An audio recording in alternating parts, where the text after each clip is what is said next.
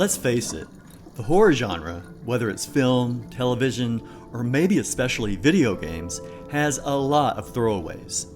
Most are mediocre and forgettable.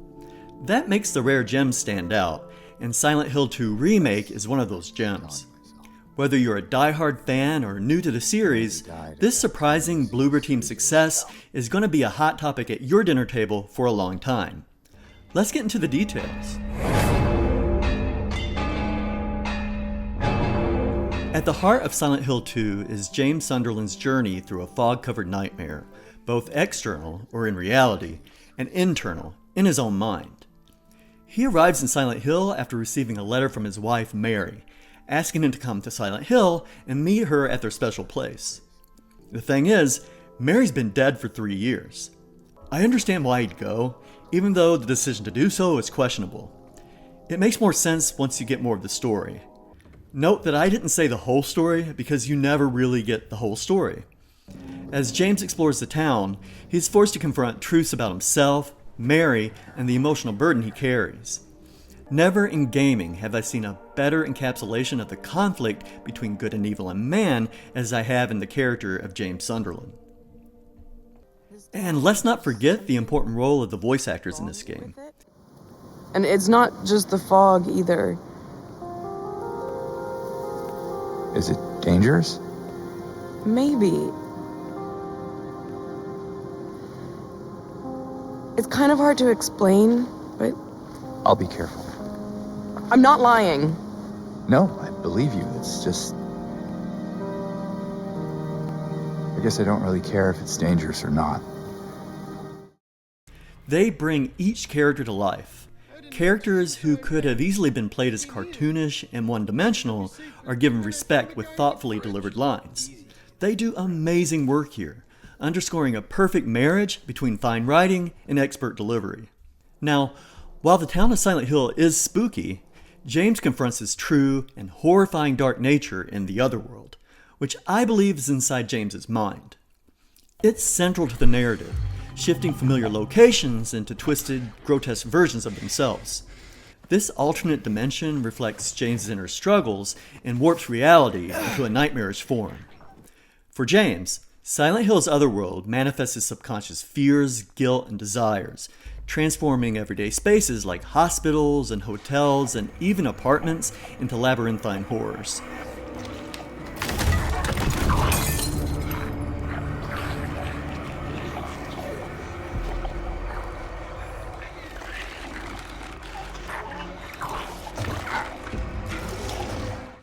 The transition between these realms is seamless and disorienting, making the otherworld an extension of the character's emotional states and a tool for storytelling.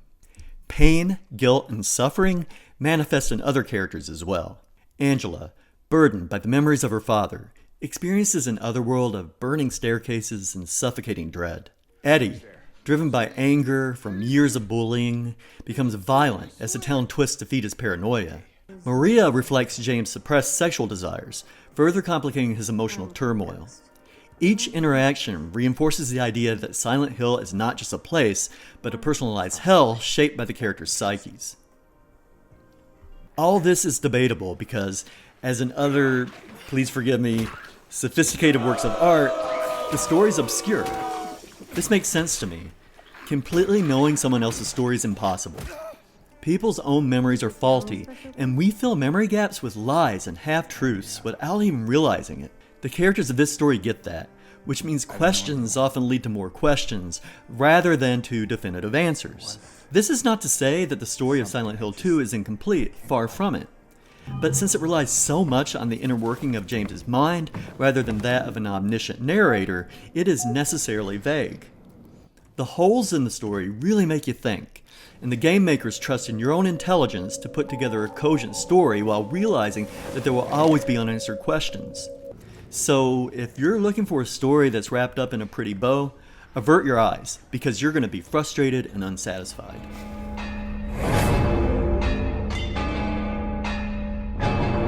Simply put, the art direction is stunning.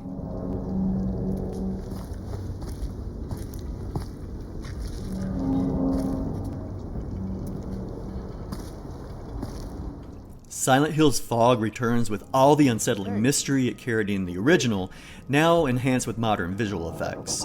The streets feel lifeless, yet somehow alive with menace, and the otherworld environments remain troubling and disorienting, with rusted metal, decaying walls, and eerie lighting. And while the color scheme is undeniably 50 Shades of Grey, it's punctuated with rare reds of the save locations and Maria's jacket. Monochrome meets much-needed color punches in just the right doses. The enemy designs are even more horrifying this time around. Pyramid Head is back.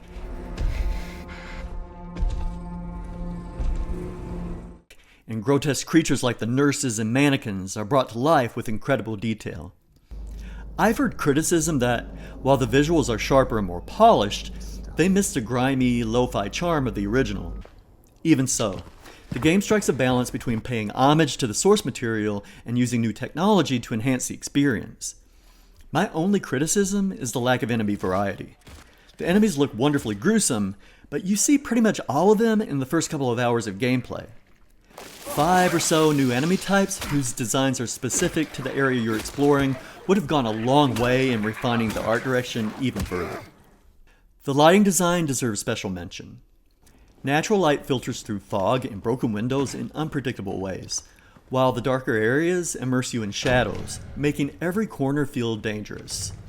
The seamless transitions between Silent Hill's normal setting and the otherworld are masterful, with the environments melting or decaying in real time, emphasizing the sense that reality is unstable and shifting around James's emotional state. Character models also received a major overhaul, with improved textures, facial animations, and subtle environmental interactions. James's outfit, which is rad as hell and makes his 90s frat boy hairstyle somewhat forgivable, becomes dirtier and more worn as the game progresses, mirroring the emotional and physical toll his journey's taken. Even enemy movements are more grotesque and fluid, with Pyramid Head dragging his massive blade across the ground, leaving sparks in its wake. Modernity meets stated source material, and their relationship is a good one. The over-the-shoulder perspective gives the gameplay a modern touch, increasing immersion and making the town of Silent Hill feel more personal. Some argue that this change takes away the claustrophobia of the original's fixed camera angles, but to me, it brings new depth by placing you directly in James's shoes. The ambiguity of the story is made more believable by this perspective, as it reinforces that you're experiencing things as James is, rather than being told the story by someone else. The environmental mechanics also add tension. James can't sprint for long without getting winded, reinforcing the idea that he's just a regular man, not a trained fighter.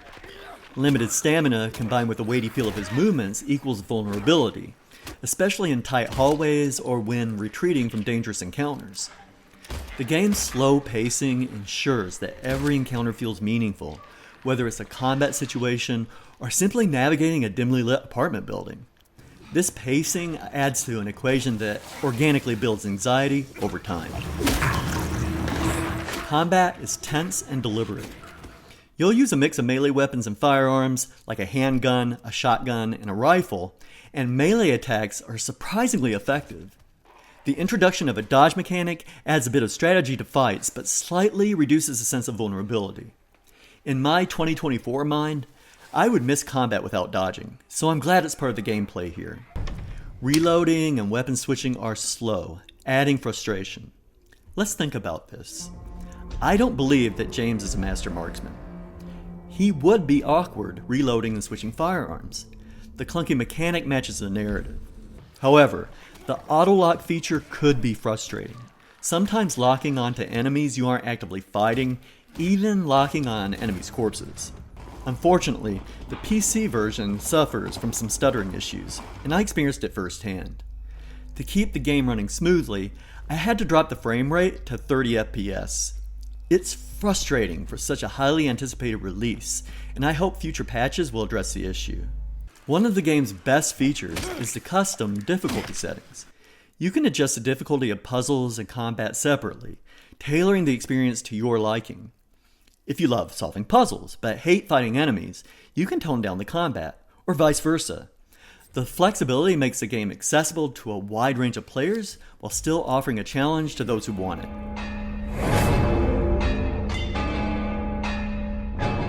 Akira Yamaoka's return is one of the biggest wins of the remake. Well, I'm alone there now. In our special place. Waiting for you.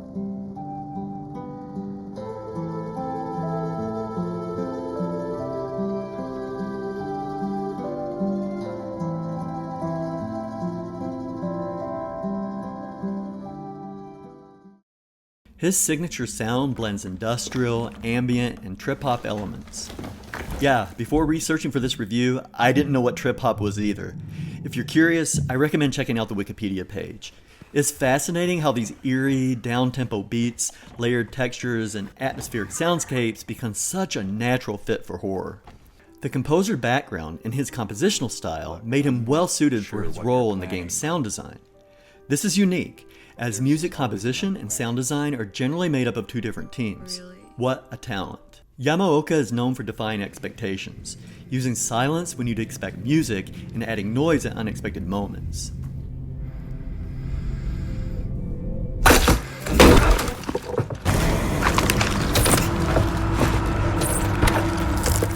This unpredictability feels perfect for the game. It keeps players constantly on edge, never allowing them to settle into a false sense of security. It's like the game itself is playing with your nerves, and you don't even realize it until it's too late. The soundtrack actively participates in the storytelling, reflecting James's emotional state and adding weight to key moments without overwhelming the narrative. The radio static makes a welcome return. Come to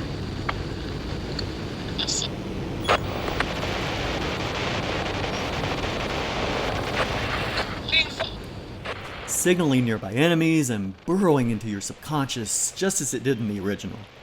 It is utterly Pavlovian. My heart started racing every time I heard it. The way the static creeps into your thoughts without any visual cue makes every encounter feel like it could happen at any second. Yamaoka's mastery of sound design reinforces that horror is as much about what you don't see as what you do. Yamaoka's love of experimental music and rock shows through in how the soundtrack shifts effortlessly between soft, haunting melodies and abrasive, jarring sounds. These musical transitions mirror the emotional peaks and valleys in the story, adding depth that makes each section of the game feel unique, even if you played it before. From the distant hum of environmental sounds to the industrial clanging in the otherworld, every audio element is designed to heighten the sense of dread. Oh. It's you. Yeah. I'm James. Angela. Angela. Okay. Did you find your mother? No. Not yet. Did she live here? In this building? I don't know. So all you know is that she lived in this town? What did you say? How did you know that? Even in quieter moments, you can hear faint echoes or distorted noises just at the edge of your perception, making it hard to tell what's real and what's part of the soundscape.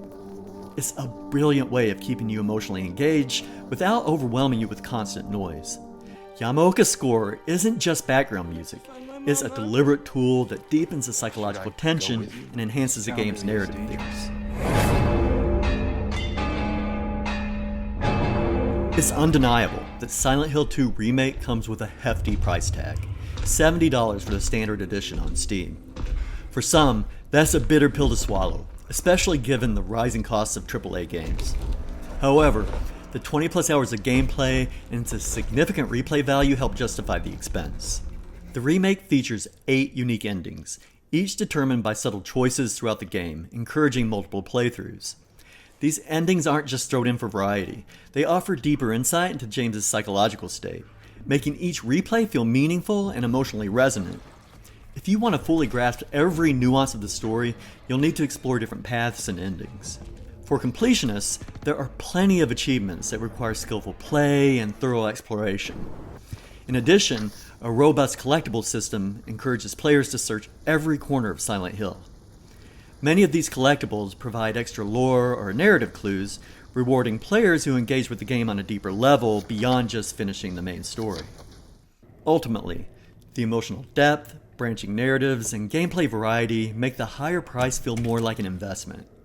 If you're a fan of horror or narrative-driven games, Silent Hill 2 Remake delivers an experience that rewards curiosity and experimentation, offering many hours of immersive gameplay.